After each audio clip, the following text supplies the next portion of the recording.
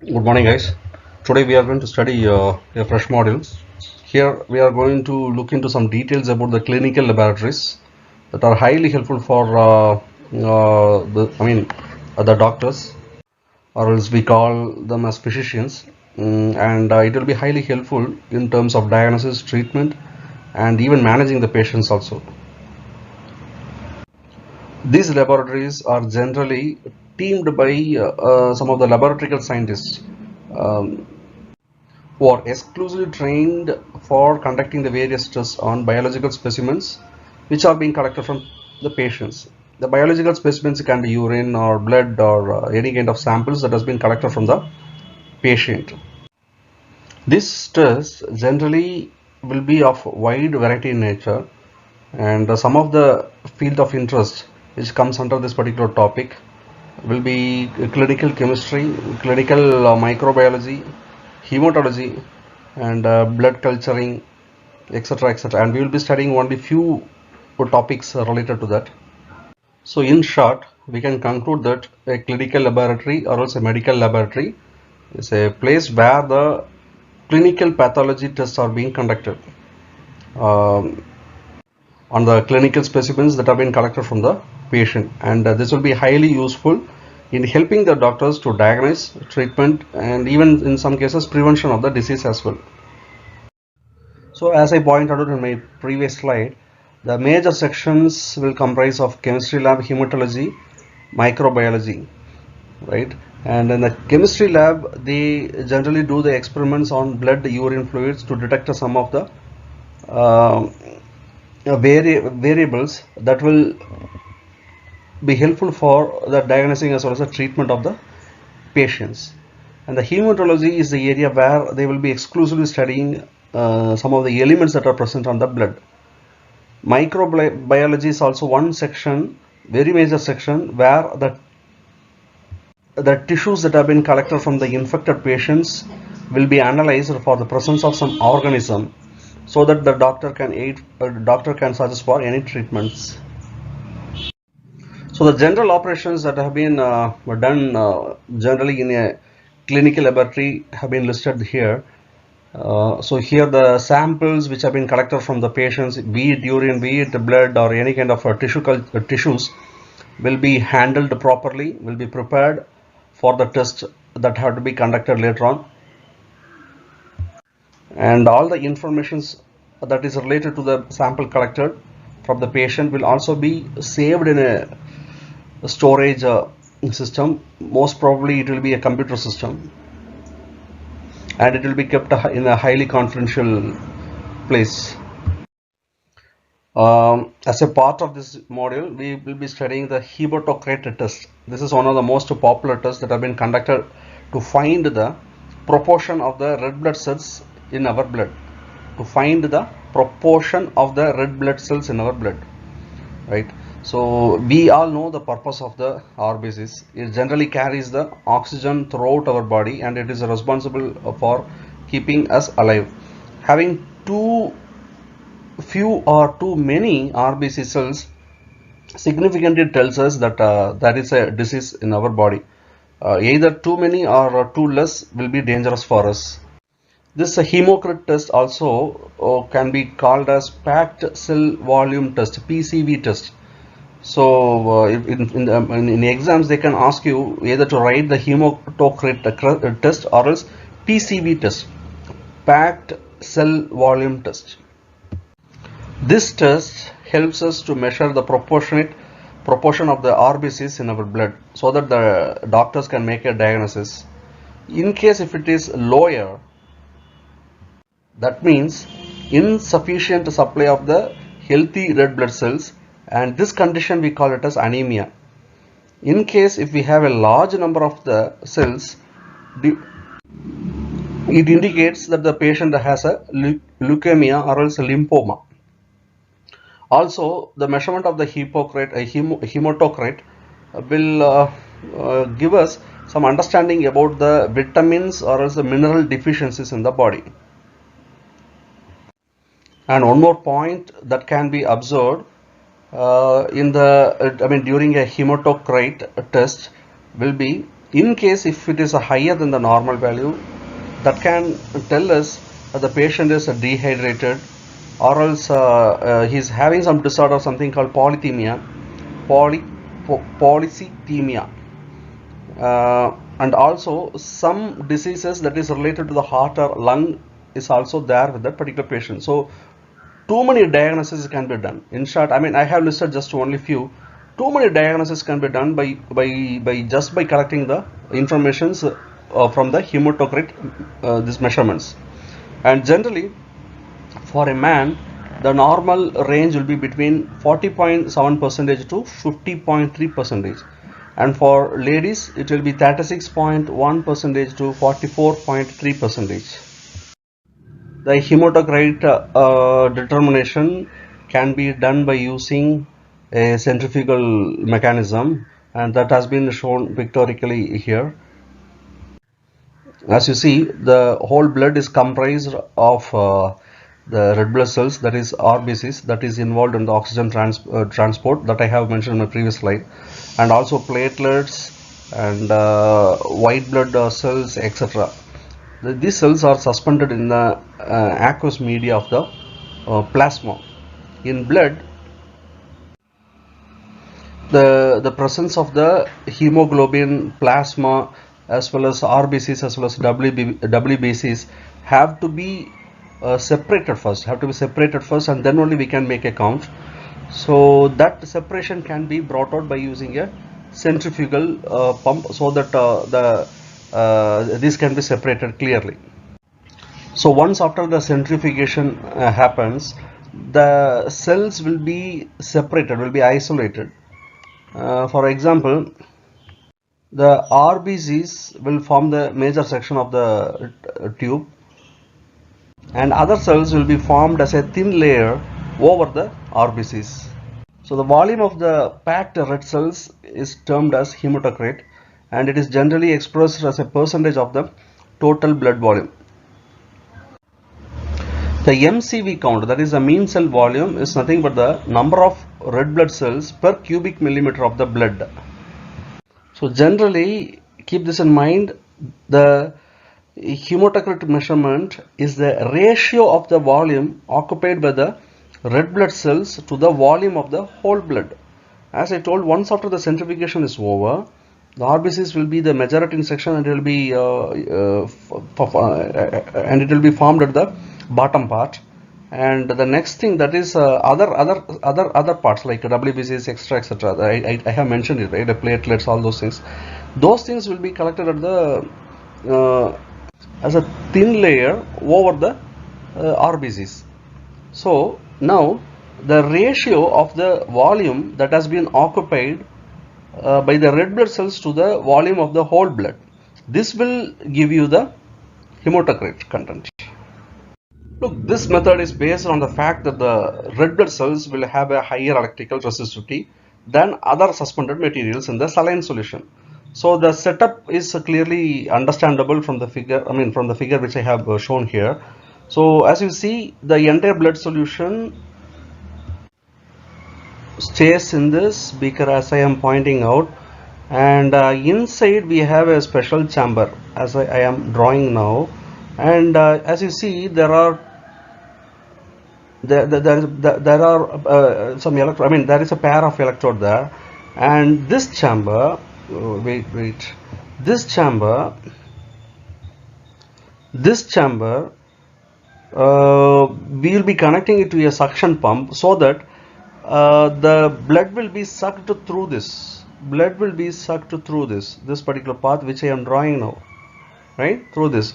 But this orifice, the size of the, wait just a minute, I will rub it off,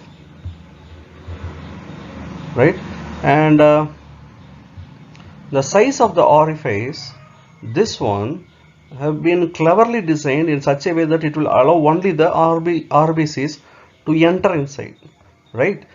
And as I have mentioned earlier,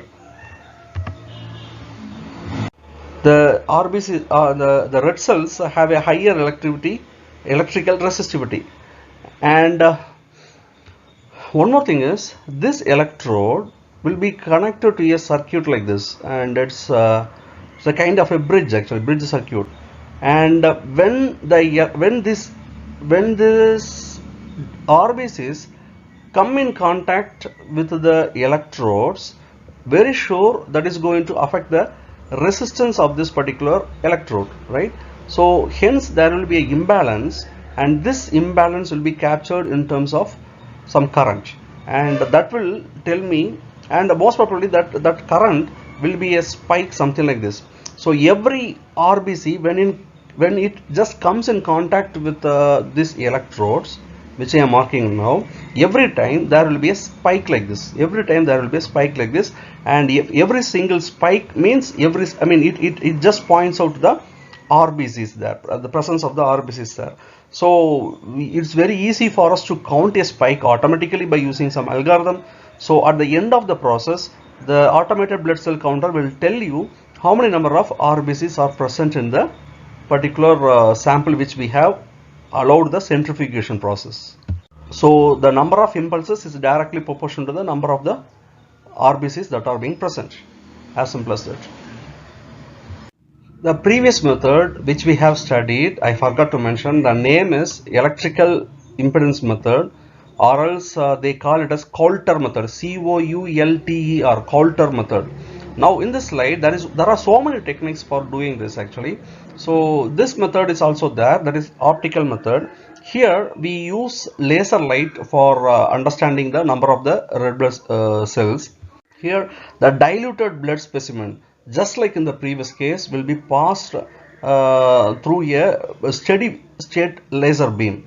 It will be focused there, and as you know, the blood is a mix of so many tiny molecules, that is RBCs, WBCs, platelets and all, and every single particle will have its own absorption characteristics. That is, some of the RBCs may absorb the light at a certain specific wavelength, and WBCs may absorb or refract the light at a certain wavelength, and this information will be just converted into some electrical pulses, and that will be useful for counting the number of the WBCs as well as the RBCs, because RBCs as well as WBCs will exhibit unique absorption characteristics. That's the idea behind it. So the scattered light, once after the laser beam falls on the WBCs as well as the RBCs, will be collected by a photodetector, and this will be converted into electrical pulses. The number of impulses generated is directly proportional to the number of cells passing through the sensing zone over a period of time. As I mentioned, the different cells have different characteristics. Some will be reflected, some will be scattered, and even the reflection will also, the wavelength, these characteristics of the wavelength will also vary according to the cell where the light has fallen.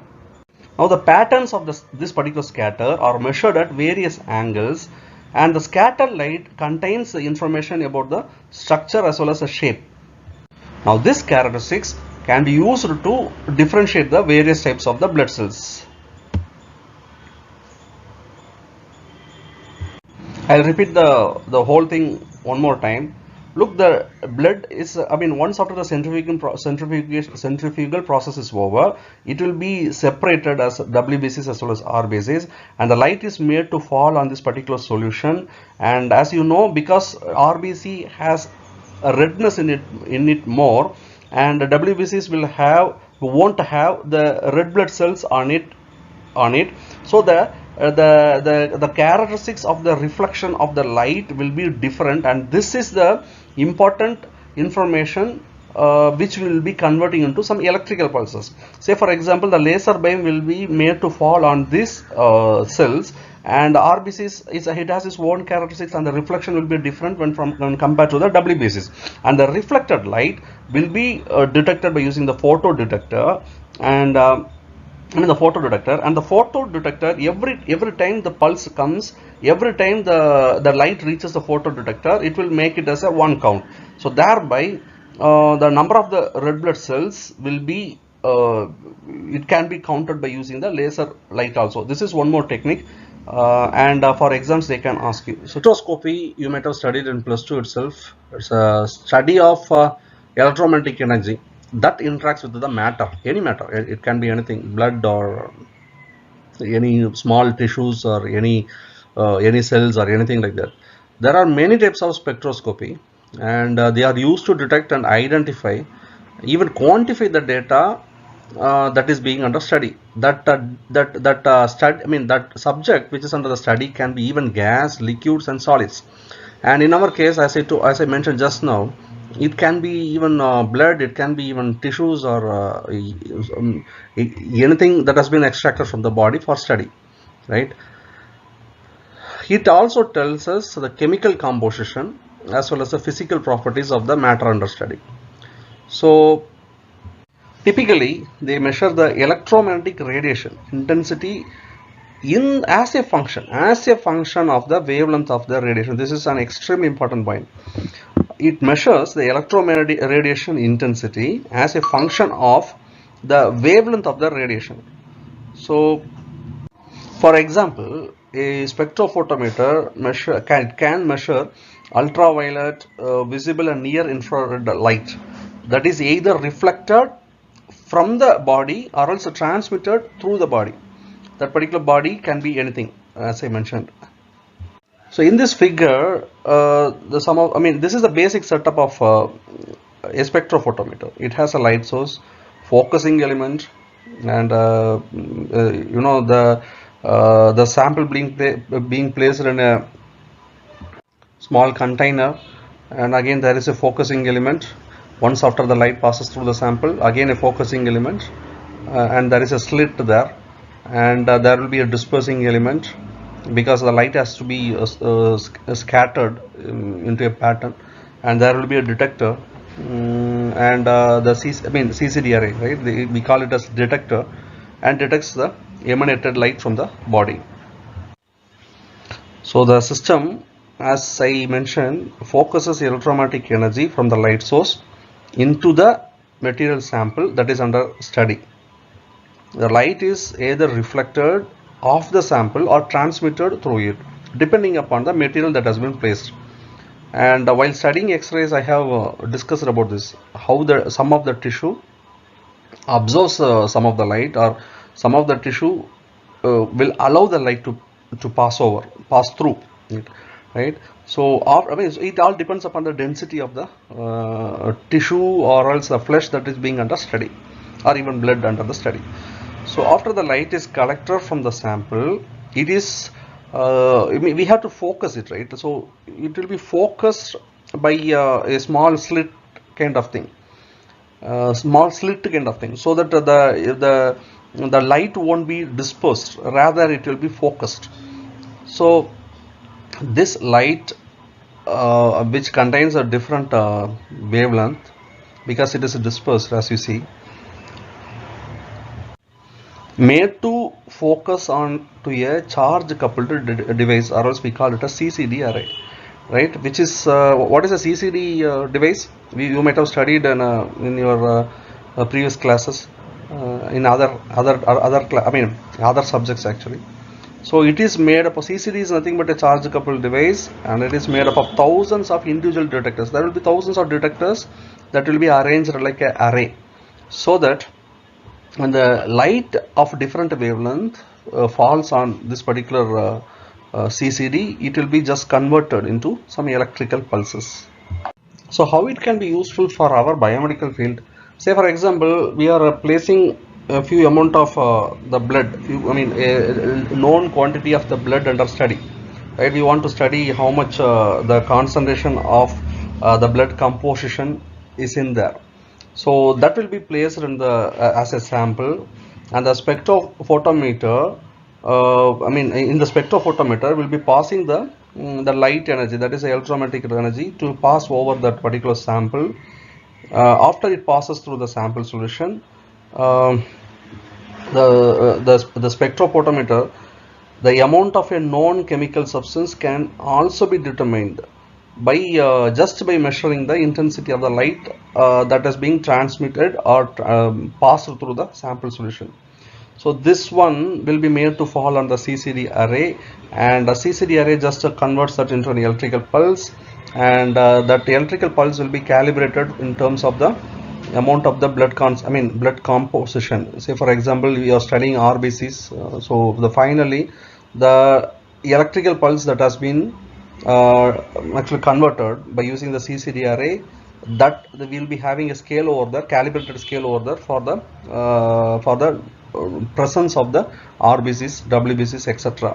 So as you know, every single cell will be having its own absorption as well as a transmission. That means actually finally the light which gets transmitted through the sample will be different for the RBCs as well as the WBCs, and hence we can measure the study. Look, there are two types of spectrophotometers are possible. One is a UV visible spectrophotometer, and another one is the IR spectrophotometer. UV spectrophotometer, it uses a light over the ultraviolet range. Ultraviolet range means you might have studied in school level. Its range is between 185 to 400 nanometer, and the visible range is between 400 to 700 nanometer. And the next type of spectrophotometer is IR spectrophotometer. It generally uses the light range over the infrared region, that is between 700 to 15,000 nanometer. While studying the spectrophotometer, we will be coming across something called Beer-Lambert law. You just browse the internet, because Beer-Lambert law, you might have studied it already in school level actually, so I leave it to you as a homework. Beer-Lambert law, and it can be observable. That Beer-Lambert law plays a crucial role in actually finding the blood composition of this particular device. How, that I am leaving it to you as a homework. So this figure is much more explanative, self-explanative than the previous one. As you see here, we have a halogen lamp, and it will be passed through a small slit called S1, and it will be made to fall on a concave reflector or else a glass, so that we can focus it. Actually, previously we just called it as a focuser. So here we have a concave lens. That means it will be made to focus on a diffraction grating lens, that is G. It's nothing but a prism, right? So this one disperses the light. Now the selective wavelength, once after the dispersion is over, is obtained by taking it at the given direction, so that it will be allowed to incident on the reflector. So this is the idea behind. So from the reflector, the light beam is again passed through the sample through a narrow slit, that is S2, and we have as I mentioned in my previous slide, we have a photodetector, a series of photodetectors that detects the transmitted light once after it passes through the sample, and that will give us the electrical output, and we can amplify that, and finally we can have a reading of the different wavelengths of the composition of the particular blood. This is a flame photometer. This is also useful for analyzing the blood as well as the urine to determine some concentration. Say for example, the amount of the potassium, sodium and lithium ion. So these things we can easily study through this. Here a known amount of the lithium is added to the sample, say for example in our case is blood, and the light and the emitted light intensity of that particular sample under analysis will be measured in terms of lithium. By this way we can eliminate any problem with respect to the varying flame temperature. So lithium will be made as a reference here. So here we have an atomizer. The liquid sample will be just by using the atomizer, it will be sprayed into some fine droplets, and actually we will be having a proficiency to pass the oxygen over the fine droplets that has been sprayed in the air. Along with this, we add something called acetylene also, that makes the entire thing flammable.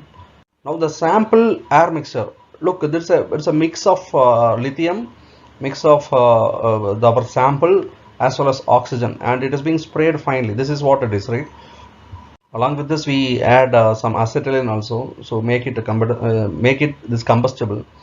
So this sample air mixture is burnt out and I mean, as per the chemical composition of the sample, the light emitted once after it has been flamed will be different for various compositions. Say for example, RBCs or the presence of potassium, sodium, and that is in the urine or else the blood will exhibit different sort of light emitting wavelength. So these diffracted colors, as I mentioned, it depends upon the sample that is being under use. These diffracted colors will be made to fall on the photodiodes just as shown in the diagram. So thereby we can use a flame photometer for studying the chemical composition of the sample being used. What is telemetry and what is the need for the telemetry? Telemetry is automatic recording as well as transmission of the data from one place to another place.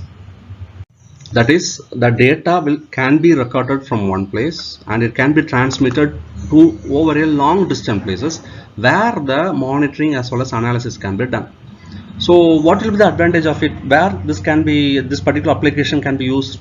Say for example, an expert in that particular area of the concern is there, a doctor, and say for imagine that he is a very good expert on that particular area, maybe like you can imagine like a open heart surgeon, right?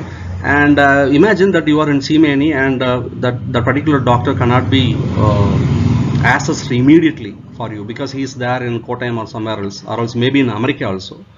So if that is the case, if you can transmit the data from Seemany, transmit the data means transmitting the recorded ECG or EEG or any kind of pattern or images or whatever it is, whatever the pattern you are recording from the particular patient who has been admitted to the local hospital.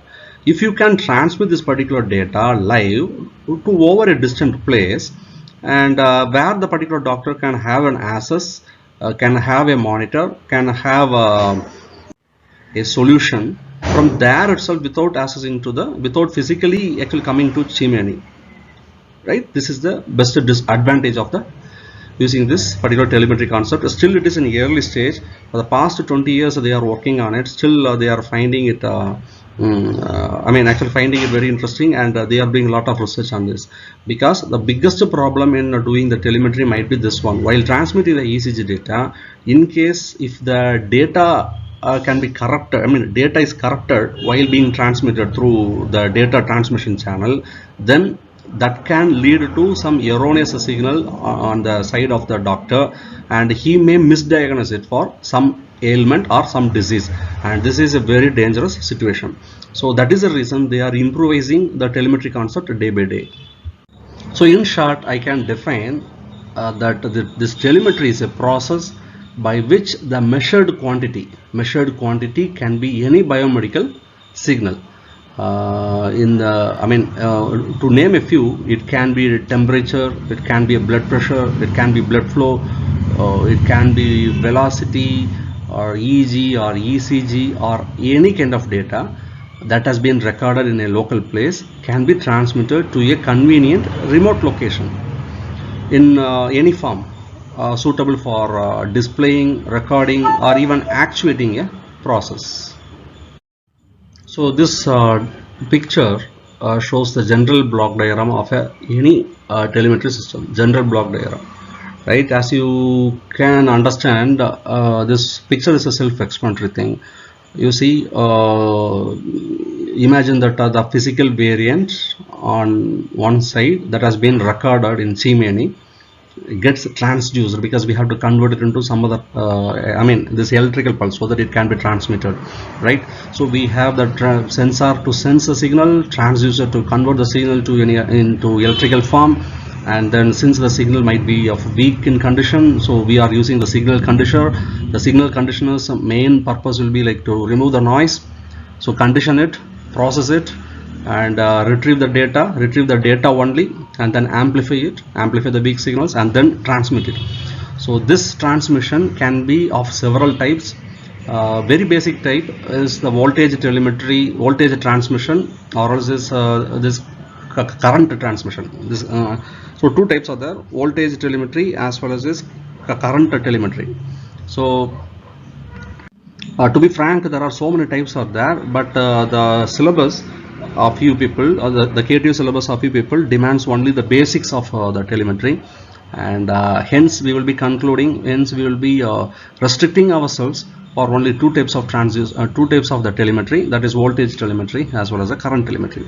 So the signal will be transmitted over a distant place, and there a receiver will be there, that will be just converting, so that will be useful for just receiving the signal from the distant place, and again a signal conditioner.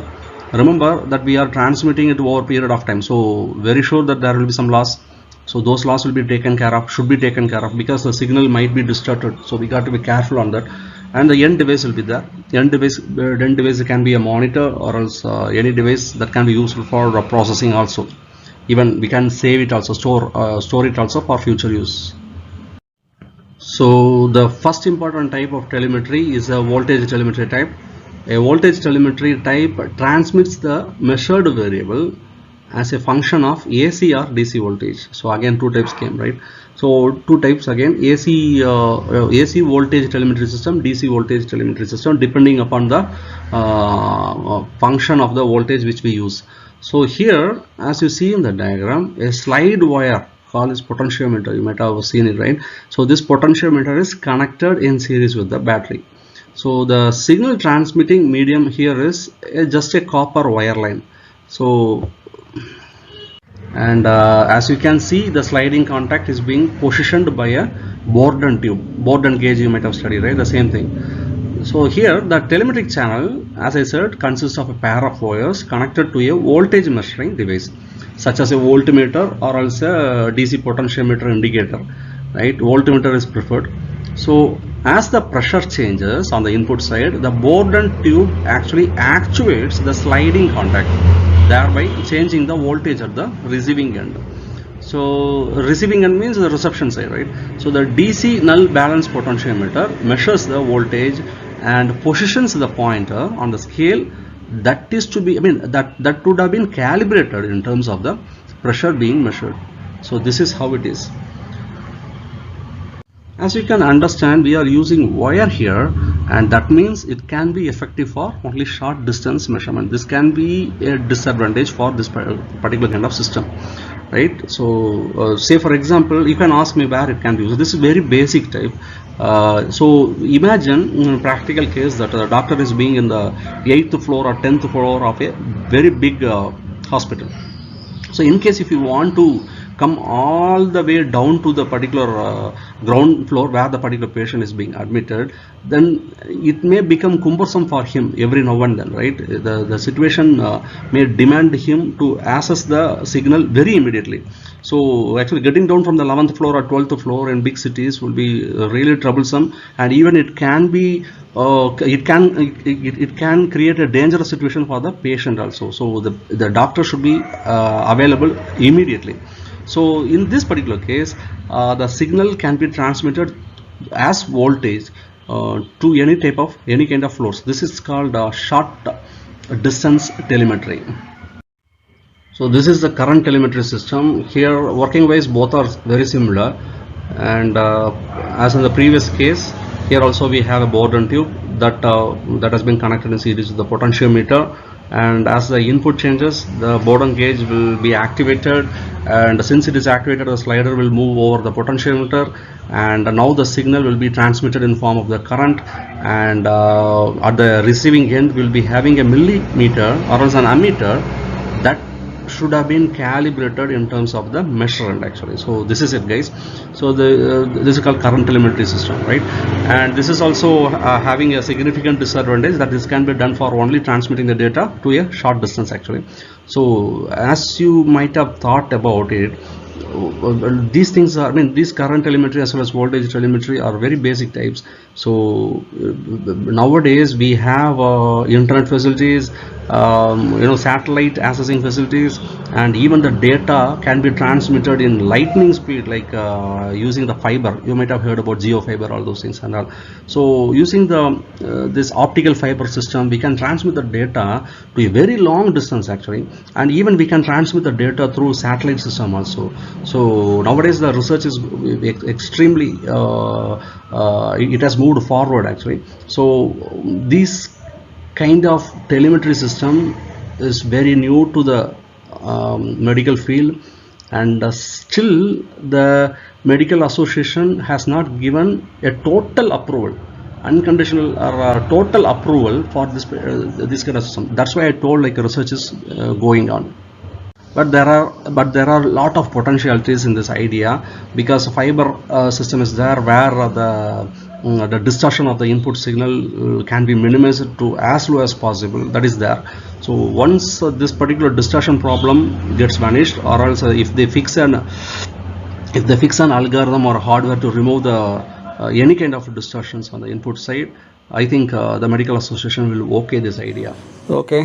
So അപ്പോൾ EEG എടുക്കണം, 4th മോഡ്യൂളുള്ള EEG എടുക്കണം. പിന്നെ അതല്ലാതെ ഇപ്പോൾ final മോഡ്യൂളുള്ള shock, അതിൻ്റെ casualties കുറിച്ച് എടുക്കണം. അത്രയേ ഉള്ളൂ ഇനി.